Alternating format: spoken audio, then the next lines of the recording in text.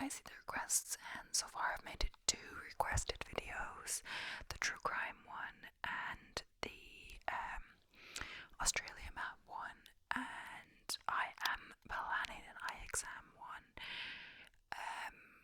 but it's just taken a little while because I've never really done a roleplay like that, so I'm doing like research just on what you do in an ear exam, and also just like other ASMR artists and how they've done it, because it's kind of a popular thing to do, the ear exam one.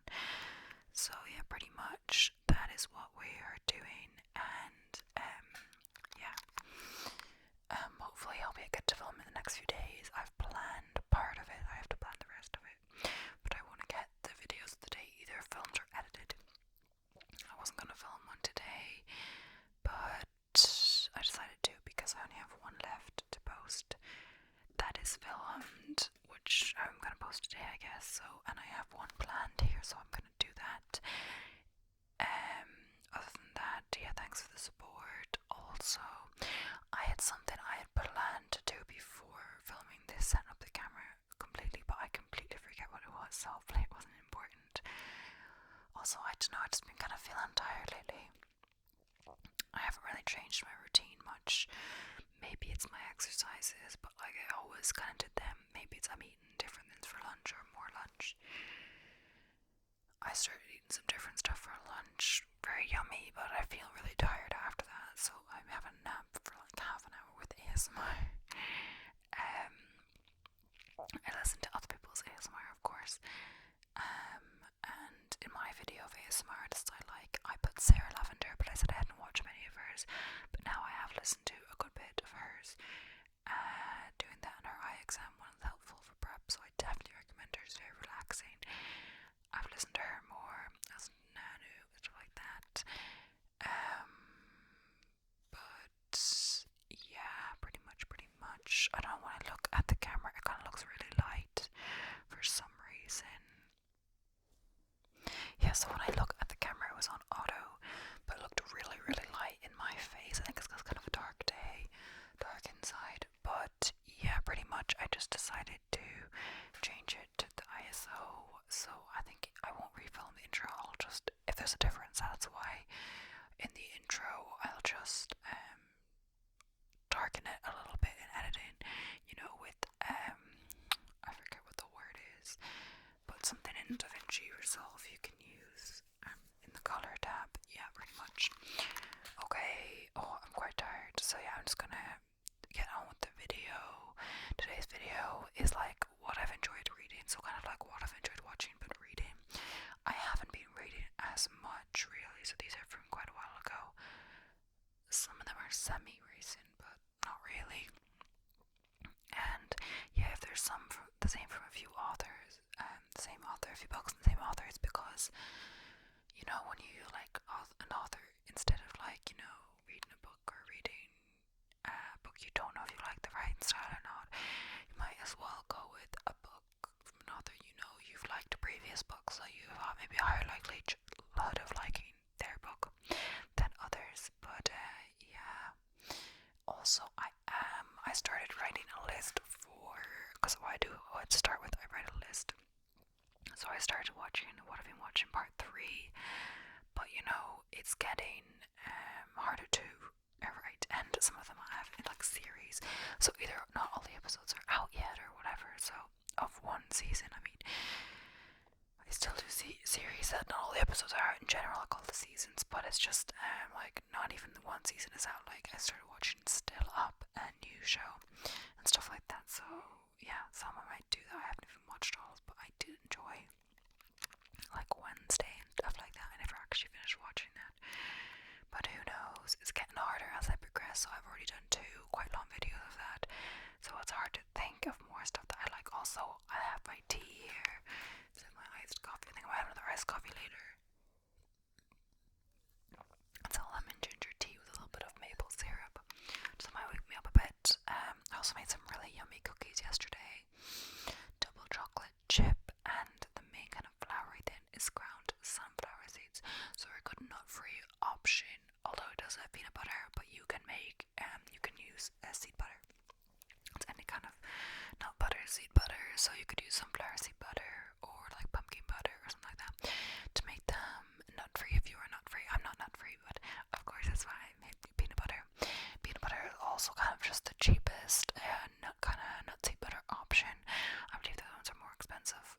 also make the cookies with almond flour. Yeah, it's just I'm aware of that because one of my friends does have a nut allergy, so of course when I make anything for them, it would be nut free. Which I found sunflower seeds a really good substitute. Like there was one recipe, I think it was, I don't think I actually ended up giving anything to them, but I thought, oh, I might meet up with them. So I'm not sure if I did or not. I might meet up with them, so I'll make them nut free just in case. It was like almond flour shortbread, so I made it with sunflower seed flour. The only thing is, I have ground almonds already in the house. Like ground almonds, they're just as cheap to buy ground as they are whole, like in Aldi or whatever. So if I do the sunflower seeds, I don't buy ground sunflower seeds, so I do have to grind them myself. But yeah, sorry, moving on. Let's just move on.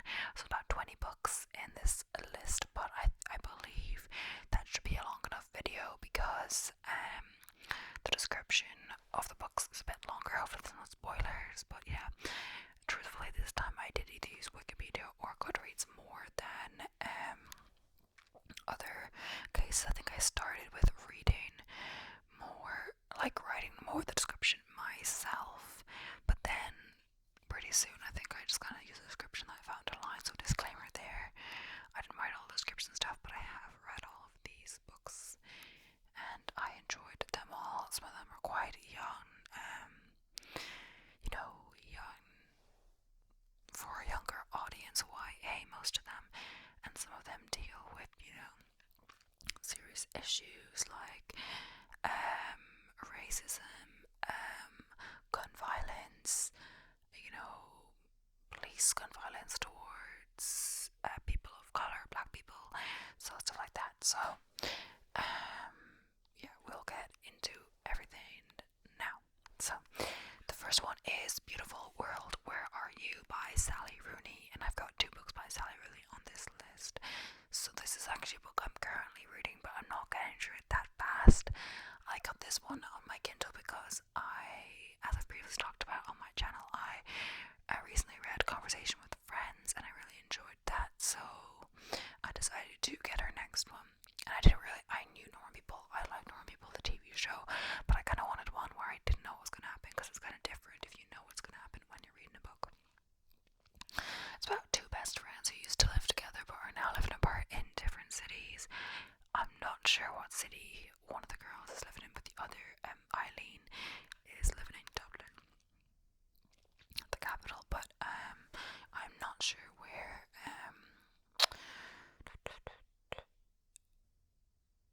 Alice, I believe Alice, like I literally forgot her name there. I feel like I should have written it on this, but anyway, yeah, Alice, yeah. I'm not sure where she's living, it's somewhere rural or remote. So yeah, it goes back and forth, mostly I believe the pattern is it has 2 chapters for each woman, and then it goes to the next woman.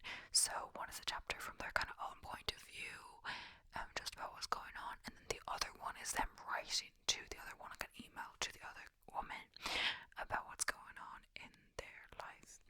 Maybe they may not share everything like in their own chapter. Something might happen that they might not share in the email, maybe. So it's not just the exact same thing twice. So Eileen is an editor at a literary magazine. A main presence of Eileen's life is Simon, her friend from childhood, who she has some romantic involvement with. He's 5 years older than her, I believe, but it seems like a bigger gap because when they were younger, it's a significant gap, like because she was 15 and he was 20, which, nothing happened then, thankfully, but, that's a big gap. And some books tend to romanticize, toxic or like, relationships that shouldn't be romanticized, teacher-student, stuff like that, but none of that is happening here.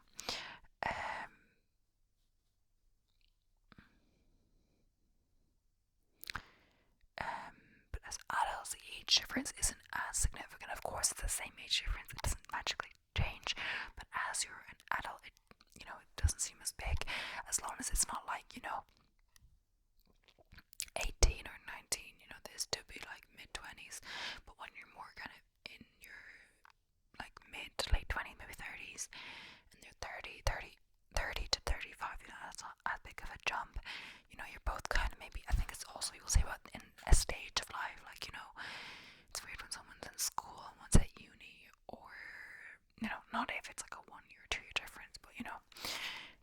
once, like, say 15, 20, I don't know, 16, 21, or even 17, 22, like 17, 22. It could be like finishing school versus starting their first kind of corporate job. That's a big shift in life, difference. And also, it's 17 could still be underage. Maybe 17 is the age of consent some places, I'm not sure. But yeah, I don't want to pop too much because I still have another 19 to get there after this. But yeah, when you're both kind of in the same stage of life, working a full-time job or whatever else, it doesn't seem as big of a deal. When you're older and adults, you can make your own decisions. So Alice has moved to a rural town outside of Dublin, moved into a big house by herself. She meets Felix on Tinder, who marks her first real connection in that town, and Alice spontaneously invites him to Rome as she has to go for a literary event, and she kind of randomly invites him, kind of last minute, and it's kind of like soon to invite him, but he does go along because, of course, free trip to Rome. Who would say no? Oh, I forgot to say that, I'm not sure if I wrote it down or not, but yeah, Alice is a successful author, but she recently had some mental health struggles. I think she was in a rehab or something to do with that. So she got down and go into literary events for a while, but she is doing them again when the book takes place, because yeah, she's quite successful. It's not kind of marked like Alice is more successful than Eileen, but then again, she's also like, a bit lonely maybe. So yeah, Conversation with Friends is another Sally Rooney book, which was published first, I believe. I think it's her first published book, but it's also made into a TV show on the RT player after the success of Normal People. So although Sally Rooney was the first, Conversation with Friends was the first published book of Sally Rooney's, Normal People was actually made into a show first. I see the RTE player. I don't think you can access that in other countries. It could be on the BBC player for the people in the UK, but I'm not sure where you can watch it if you're from different countries. But the RTE player is basically where you can watch stuff that was actually, when a lot of things are on streaming services like Netflix and Prime. Regular TV isn't as much, but yeah, RTE player is actually stuff that has been streamed on, usually streamed on, like just has been on regular television, and it's like to catch up on what you missed. They stay on the RT player for kind of a limited time, but there's also box sets, which I believe this is a box set. But yeah, when they were releasing, I think it was like 2 episodes at a time, but I didn't actually, I don't think I watched it when Conversation with the Friends was released. I was watching with Normal People were released, but Normal People isn't on this list. If it was shows, it would be, but it's just, I think I've done it before as well, but so I guess it's kind of a repeat, isn't it? Oh well. This is the book though, so I got this book actually for my birthday recently this summer, and that's why I was talking about it so much. I thought, I already read that. My dad got it for me and he was like, you can bring it back and get something else in the bookstore, but I was like, you know what, I'll actually read it. So I did, and I really did enjoy it. And yeah, I thought maybe I got through it faster since it's a physical book. I thought maybe that makes like a difference, but I think it's just because I was taking a little break for my birthday and it wasn't as focused on YouTube doing it like loads of hours of the day, And I think at that point I hadn't fully decided to commit to this channel. I was working on my other channel a little bit, and then when I saw some views, it was about then I was seeing more views per day, that I decided to focus on this ASMR channel, see where it would bring me, and now I consistently get like 50 or more watch time hours per day. I'm well on my way to getting that 4,000. I think I've hit 2,500 watch time hours, but I'm still far a bit from the subscribers. So you know the drill. If you haven't subscribed, please do. Really supports me. And yeah. So I didn't actually talk about Conversation with Friends yet. We're already like 13 minutes in, I think. So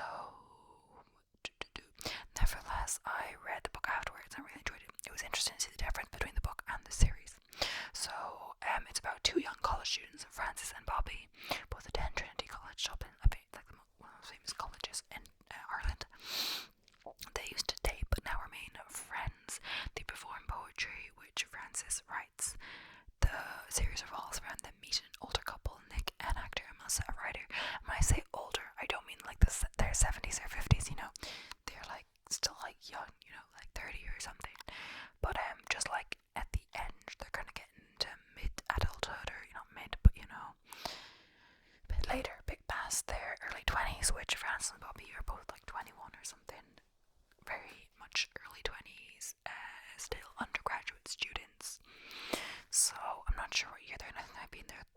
maybe they're just going to their final year. I think it could be set kind of in the summer, mostly in the summer before their final year, perhaps. They're 21, so that's about right. If you do a 4-year course, that should be the age you'd be about then if you start at 18. So to do the series, so they meet after Melissa hears them performing. I think she's randomly to go to that pub. Poppy is more intrigued by Melissa, while Frances is drawn to Nick, Melissa's husband. Frances shortly starts an affair with Nick. The book explores mostly Frances' experience growing up, her relationship with both her parents, Poppy, Nick, and her studies. It was an enjoyable read, and I got through it quite fast. And yeah, Poppy and Frances used to date, but they'd broken up and were just friends at the point of starting this book, or at the point at the start of the book and the storyline. The other thing was, yeah, I think it kind of comes across like Poppy is more outgoing. She kind of says that she and Melissa kissed at the party. She's very honest, but it kind of like she wants something more to happen, but she doesn't necessarily think that anything more will happen.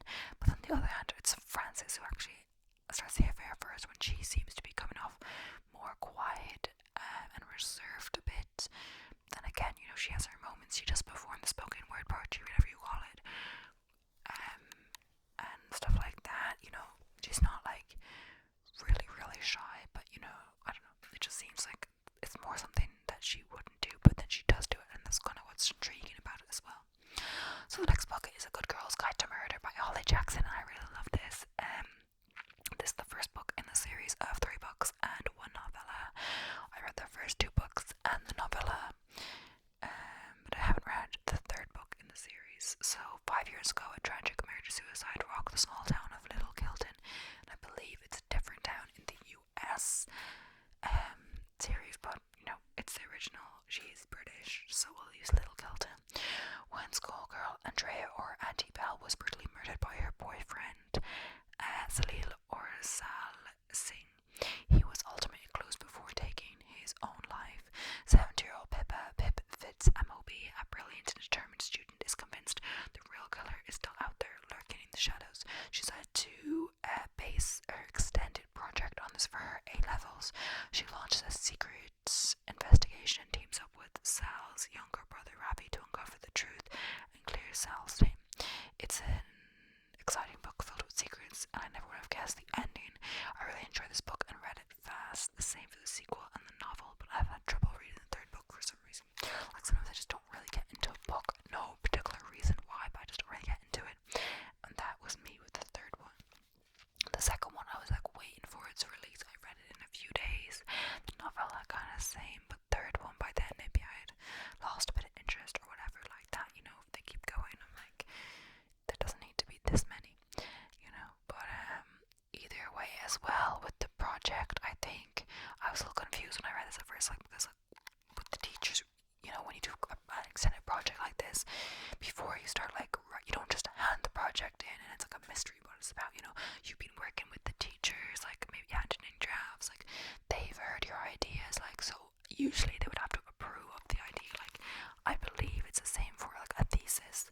They have to approve the topic first or agree on the topic first, and there's some debate about that, or like you kind of want something but the teacher thinks it's too broad or whatever, they like it very specific. But anyway, I think the teachers would have taken, you know, they wouldn't have just accepted her to do it on like a popular town, you know, murder suicide, just for her to investigate that, because it's kind of dangerous to do that. I don't think they would agree on that topic, but I think when I was reading the description, it's like she disguised it as like something else, so maybe she actually said the topic was something else originally, but then she secretly wrote it about this. I believe that could be what happened, and then because, you know, she found out, it's not a spoiler per se, but she found out what happened, so, you know, of course, she did well in her paper because of that, because, you know, it says when she used the case as a topic for her final year project. Okay, maybe not. I'm gonna go on. Let's see. I think I also saw on Wikipedia. Yeah. It says, and the suicide under the guise of a school project. So I don't know. maybe she did something else and it was secretly about this. Also, it's kind of weird that like the one I press iOS ISO whatever, it goes way too bright, so I have to mess around a bit. So it was looking a bit too dark, so I decided to change it. So next up is One of Us is Next by Karen McManus. Okay, that's a little weird. Something happened basically where it kind of disconnected from my app and then I reconnected, and when I go on auto now it seems to not be too light, so it seems to work it now. Either way, what I was saying with Karen McManus, like similar vibes, kind of like young adult murder mystery, kind of exciting storylines, similar vibes to me personally. And if you look up online, like authors like Holly Jackson or authors like Karen McManus, I'm sure the two will pop up for each other. So yeah, I've read 5 out of 7 of her books, and I've also discovered these about the same time. So when I was like done with the Holly Jackson book, I was like, oh no, but then I found Karen McManus or something. I'm not sure if it was that order, but yeah. And I was also waiting for both the next books to come out. So one of them, so 5 out of 7 I've read. One of them I didn't get all the way through yet. I'm about 50-60% through, but similar problem, struggling to get through it a bit. And the 7th one only came out in July this year. I believe it's the 3rd one in the One of Us is Lying series. I'm not sure if I need another one in that series, but it does sound interesting. I haven't actually tried to read it. It only came out July 2023, so I didn't even know it was out really. So I've read more than others. The first one I read is this one, which is the One of Us is Next.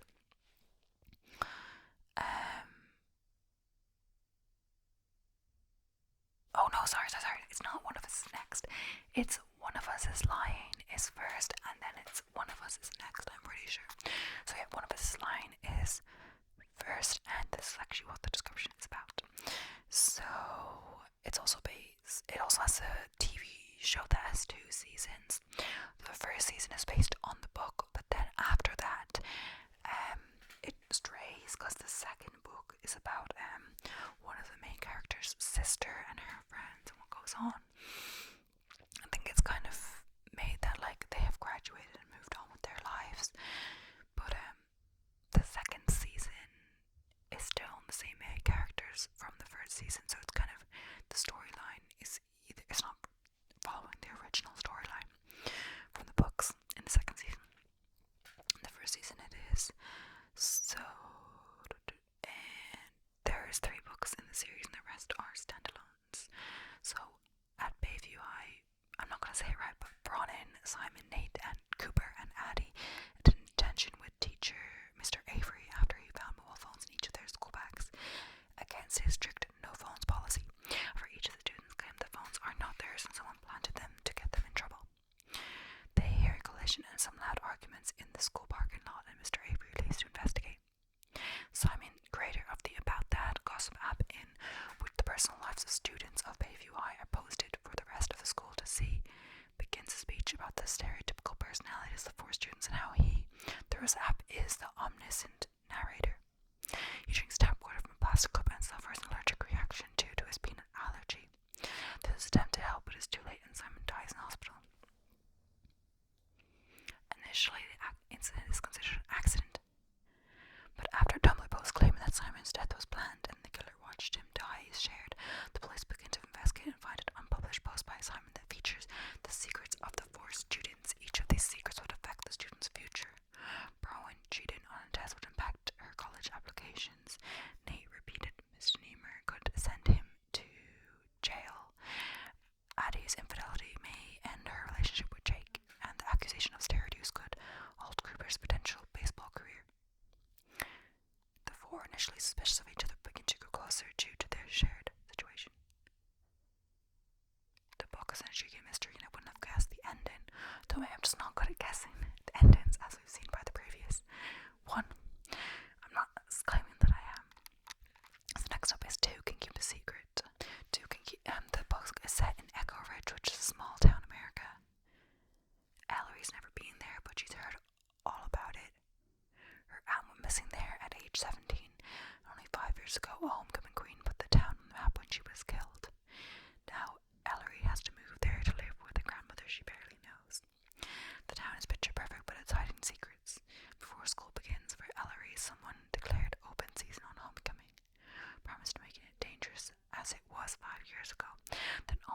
has to prove it. Another girl goes missing. Ellery knows all about secrets. Her mother has them, her grandmother does too. And the longer she's in Echo Ridge, the clearer it becomes that everyone there is hiding something. The thing is, secrets are dangerous and most people aren't good at keeping them, which is why in Echo Ridge it's safest to keep your secrets to yourself. This was really intriguing. I really enjoyed it, like her other one. I definitely recommend some Cara McManus for you to read. So next up we've got Beth O'Leary. I recommend all the books I've read from her so far, which I believe is 3. No, I've read 4 books from her. Some more than others. I really enjoyed The Flat Chair. I believe it's her first book. It's been made into a TV show that was released in 2022. This is the first book I read from her. So Tiffany and Leon share a flat. Tiffany and Leon share a bed. Tiffany and Leon have never met.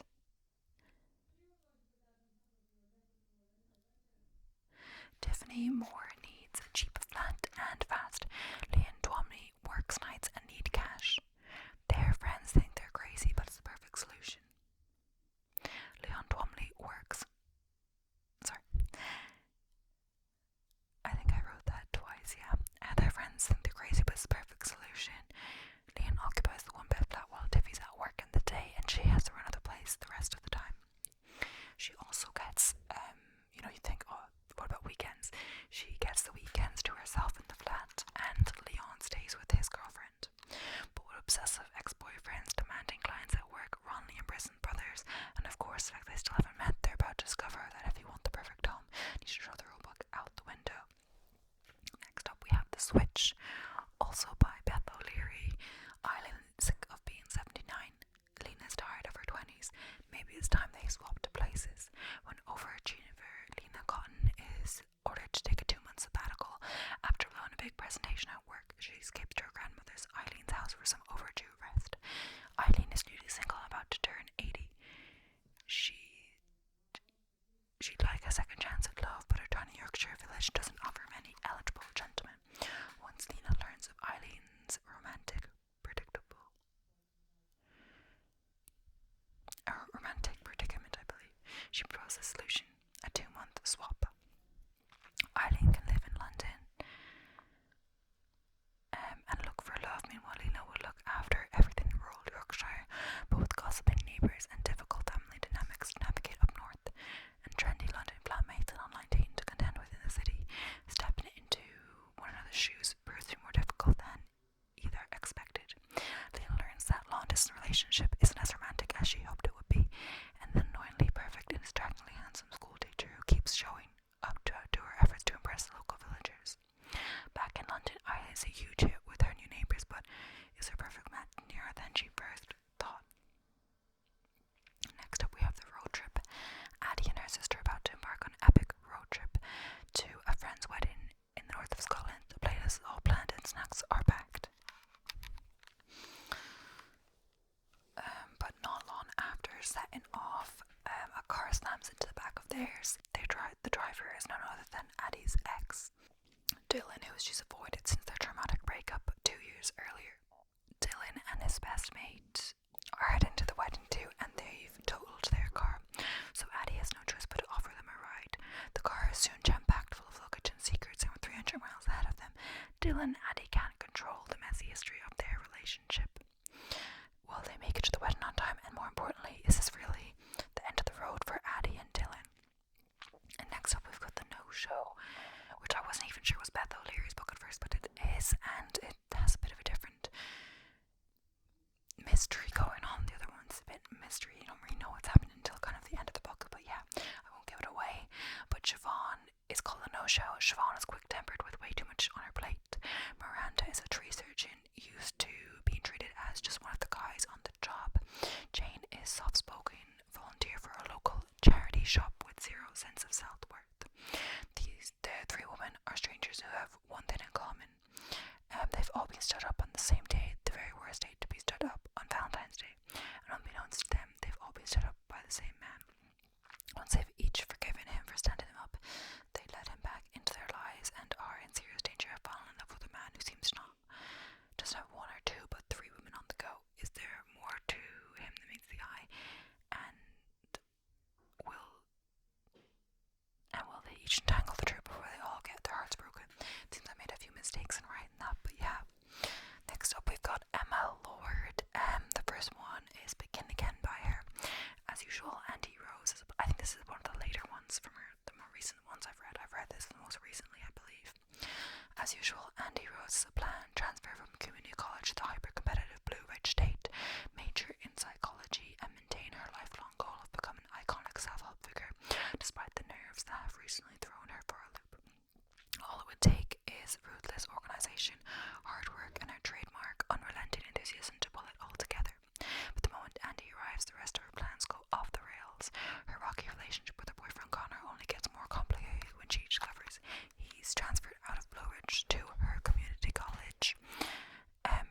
Shay needs a matron despite Andy's impressive record of being the fixer. She's dumped on how to help. And Milo, her coffee guzzling crumpet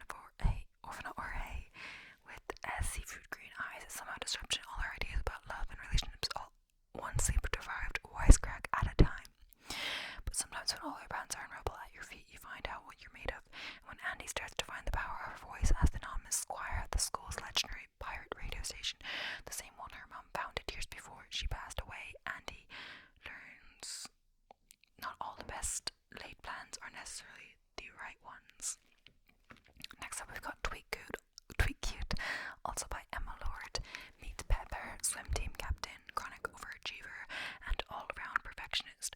Her family may be falling apart, but their massive fast food chain is booming, mainly thanks to Pepper, who is barely managing to juggle real life while secretly running Big League Burger's massive Twitter account. Enter Jack, class clown, and constant thorn in Pepper's side when he isn't trying to duck out of his obscenely popular twin's shadow.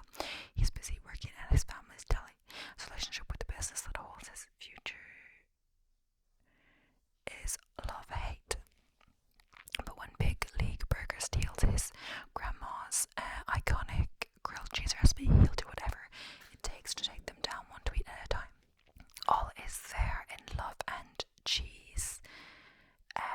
That is until Pepper and Jack spat turns into a viral Twitter war. Little do they know, while they're publicly duking it out with snarky memes and retweet battles, they're also falling for each other in real life. On an anonymous chat app Jack built, as the relationship deepens and their online shenanigans escalate, people on the internet are shipping them. Their battle gets more personal until the two rivals can't ignore they were destined for the most unexpected, awkward, all-the-feels romance that neither of them expected. Next up, we've got the final Emma Lord book. On this list, you have A Match. When Abby signs up for a DNA service, it's mainly to give her friend and secret love interest Leo a nudge.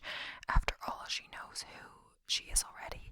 Avid photographer, injury-prone team climber, best friend to Leo and Connie, although since the PEI comparison instinct with Leo, things have been awkward on that front. But she didn't know she's a younger sister. When the DNA services reveals Abby as a secret sister, shimmery-haired Instagram star Savannah Tully, it's hard to believe they're from the same planet, never mind the same parents. Especially consider Savannah, queen of green smoothies, is only a year and a half older than Abby herself. The logical course of action. Meet up at a summer camp, obviously, and figure out why Abby's parents gave Savvy up for adoption. But there are complications. Savvy is a rigid rule follower and total narc. Leo is the camp's co-chef, putting Abby's growing feelings for him on blast, and her parents have a secret that threatens to unravel everything.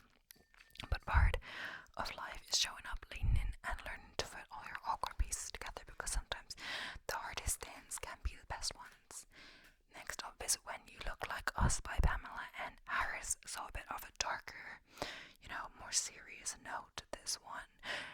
When you look like us, brown skin, brown eyes, black braids or fades, people think you're trouble. No one looks twice at a missing black girl from the projects because she must have brought whatever happened to her upon herself. I, Jay Murphy, can admit that for a minute I thought my sister Nicole got caught up with her boyfriend, a drug dealer, and his friends. But she's been gone too long now. If I had an up on her that night, she'd be spending time with grandma. If I was a better brother, she'd be finishing senior year instead of being another name on the missing person list. It's time to step up and do what the Newport News department won't. Nick, I'm bringing you home. Next, and then we have The Hate You Give by Angie Thompson, which is also a movie as well, and the movie is really good. I've watched it twice. And I've read this book as well, of course, while on the list. 16-year-old Star Carter moves between two worlds, the poor neighborhood where she lives and the fancy suburban prep school she attends. The uneasy balance between these worlds is shattered when Star witnesses the fatal shooting of her childhood best friend, Khalil, a Tanzo police officer. Khalil was unarmed. Soon afterwards, his death is a national headline. Some are calling him a thug, maybe even a drug dealer and gang banner. Protesters are taken to the streets in Khalil's name. Some cops and the local drug lord try to intimidate Star and her family. What everyone wants to know, what really went down that night, and the only person who can answer that is Star. But what Star does or does not say could upend her community. It could endanger her life. Next up, we've got The Girls I've Been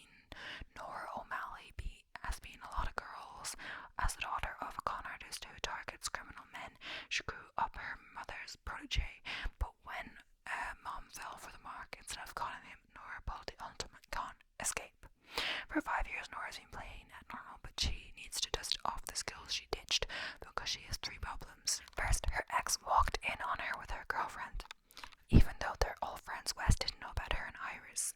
2, the morning after Wes finds him kissing, they all have to meet to deposit the fundraising money they raised at the bank.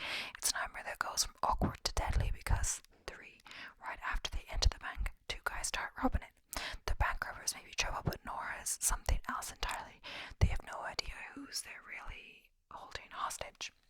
So next up we've got Morgan Madsen, and I believe these last few books are all her ones. I've put 1, 2, 3, 4, I think 5 of Morgan Madsen's books in here. You can tell I enjoyed them, but I'm not sure how long this video is. Hopefully it is my usual length. I had to stop and start the camera a few times, so I can't really tell. Yeah, I think it could be on brand to be in the right length. Okay, so the first one is Since You've Been Gone. It was Sloane who yanked Emily out of her shell and made her life 100% more interesting. But right before what should have been the most epic summer, Sloane just disappears. All she leaves behind is a to-do list. On it, 13 Sloane-inspired tasks that Emily would normally never try. But what if they could bring her best friend back? Apple picking at night? Okay, easy enough. Dance until dawn? Sure, why not? Kiss a stranger? Emily now has an unexpected summer and the help of Frank Porter. Totally unexpected. To check things off Sloane's list. Who knows what she'll find? Go skinny dipping. Wait, what? Next up we got Second Chance Summer, and I've read these quite a while ago. Sandwiched between 2 exceptional siblings, Taylor Edwards never felt like she stood out except for her history of running away when things got too complicated. Then her dad receives unexpected terrible news that the family made the last minute decision to spend the summer together in the cramped quarters at their old lake house. Taylor hasn't been to the summer house since she was 12, and she definitely never planned on going back. Up at the lake, she is confronted with people she thought she had left behind, like her former best friend Lucy and Henry Crosby, her first crush, who's all grown up and a lot cuter. Suddenly, Taylor is surrounded by memories she'd rather leave in the past, but she can't run away this time. As the days lie on the beach, pass into night, gaze into the stars, Taylor realizes she's a second chance with friends, with family, maybe with love. But she knows that once the summer ends, there is no way to recapture what she stands to lose. Next up is Amy and Roger's epic detour. Amy Curry is having a terrible year. Her mother decided to move across the country and needs Amy to get their car from California to Connecticut. There's just one small problem. Since her father died this past spring, Amy hasn't been able to get behind the wheel. Enter Roger, the 19-year-old son of an old family friend who turns out to be unexpectedly glued and dealing with baggage of his own. Meeting new people and coming to terms with their father's death were not what Amy had planned on this trip, and traveling the loneliest road in America, seeing the Colorado mountains, crossing the Kansas plains, and visiting diners, dingy motels, and Graceland were definitely not on the itinerary. But as they drive, Amy finds that people you least expect are the ones you may need the most. And sometimes you have to get lost in order to find your way home.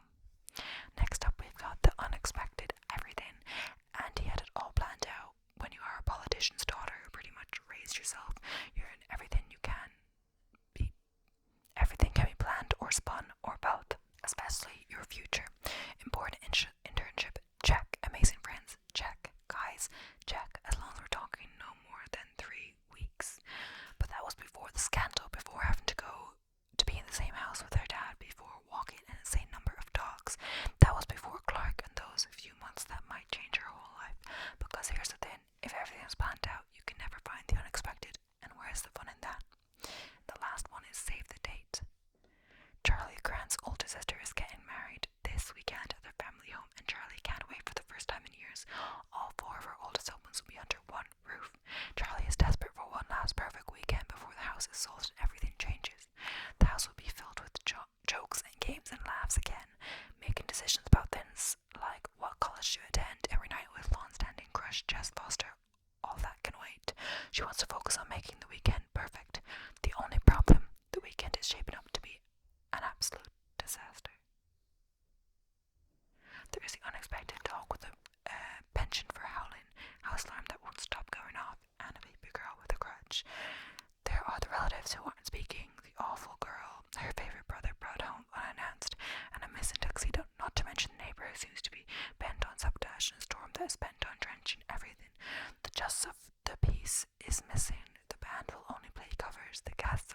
crazy, and the wedding planning nephew is unexpectedly distractingly cute. Over the course of 3 ridiculous, chaotic days, Charlie will learn more than she ever expected about the family she thought she knew by heart, and she'll realize that sometimes trying to keep everything like it was in the past means missing out on the future. So I have more on the list. There's actually 36 total, so I have another 16 on the list, but I haven't written descriptions for them yet. Otherwise, I might read a few more. But anyway, yeah. Oh gosh, I'm quite wide again. I didn't look down. It's changed back to how it was before. I don't know what's going on with the automatic, but yeah. Hopefully I can fix it in editing. But yeah, thank you so much for watching.